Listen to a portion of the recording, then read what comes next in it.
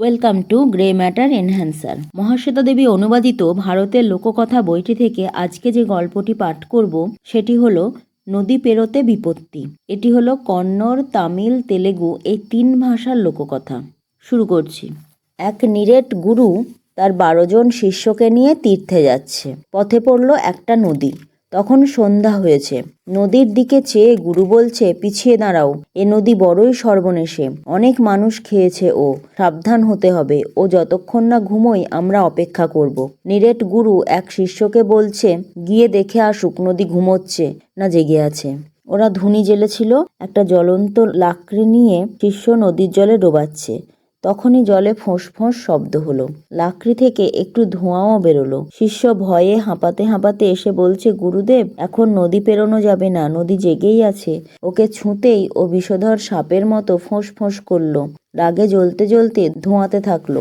আমাকে খেয়েই ফেলতো, কোনো মতে প্রাণ বাঁচিয়ে পালিয়ে এলাম। গুরু বলল, পালিয়ে এসেছো বলে খুশি হলাম। ও ঘুমোনো অবধি দেখা যাক, আমরা এই কুঞ্জবনে বিশ্রাম করি। ওরা জিরোচ্ছে তো এক শিষ্য বলছে, আমার ঠাকুরদা ছিলেন বড় ব্যাপারী। 2টো গাধার পিঠে লবণের বস্তা চাপিয়ে উনি একবার এই নদী পেরোচ্ছিলেন। জানেন এর সর্বনাশা নদী কি করলো? গ্রীষ্মকাল তখন। ওরা নদীতে না এলেন, গাধা দুটোকেও নদীতে নামিয়ে নামালেন। ওপারে উঠে দেখেন নদীটা সব লবণ খেয়ে নিয়েছে। বস্তার সেলাই খোলেনি, একটা ফুটোও ছিল না বস্তায়, কিন্তু শয়তান নদী পুরো লবণটা লুটে নিয়েছে। তবু ঠাকুরদা খুশি যে নদীটা লবণ নিয়েছে বটে, তাকে প্রাণে মারেনি। এ নদী শয়তান, হতচ্ছাড়া। আমরা মাইলখানেক দূরে বসে আছি, এতে আমি ভারী নিশ্চিন্ত। তারপর ওরা ঘুমোলো। জাগলো ভোরে। গুরু বলছে, আবার দেখো তো হে, নদী ঘুমোচ্ছে কিনা। সেই শিষ্য সেই নেভা কাঠটা নিয়েই গেছে। নদীতে ডোবাতে তো ফোঁসর ফোঁসর নেই, ধোঁয়াও ওঠে না। ও দৌড়তে দৌড়তে এসে বলছে, এখনই পার হওয়া যাবে, তবে নিঃশব্দে, নদী এখন গাঢ় ঘুমে। এ ওর হাত ধরে পা টিপে টিপে নদী পার হচ্ছে। মনে ভয়, যদি জেগে ওঠে নদী, যদি তাদের খেয়ে নেয়। ওপারে উঠে এ ওর তারিফ করতে লেগেছে, বিপদটা তো কেটে গেছে। তখন একজন বলছে, সবাই ঠিকমতো এসেছি তো? এ বড় বেইমান নদী, গুনে দেখা যাক কতজন আছি। সে নিজেকে বাদ দিয়ে সকলকে গুনল আর বিলাপ শুরু করলো, মোটে 12 জন কেন, নদী আমাদের একজনকে নিয়েছে। গুরু আর একজনকে গুনতে বলছে, সেও নিজেকে বাদ দিয়ে গুনছে, ফল দাঁড়াচ্ছে 12। এভাবে সব শিষ্যরাই গুনল। শেষে নিরেট গুরু নিজেও গুনল। পরম দুঃখে বলল, আমরা 12 জন হে, একজন নেই। সবাই হারাধনের দুঃখে বিলাপ জুড়েছে, অথচ কে যে নেই তা কেউ বলতে পারে না।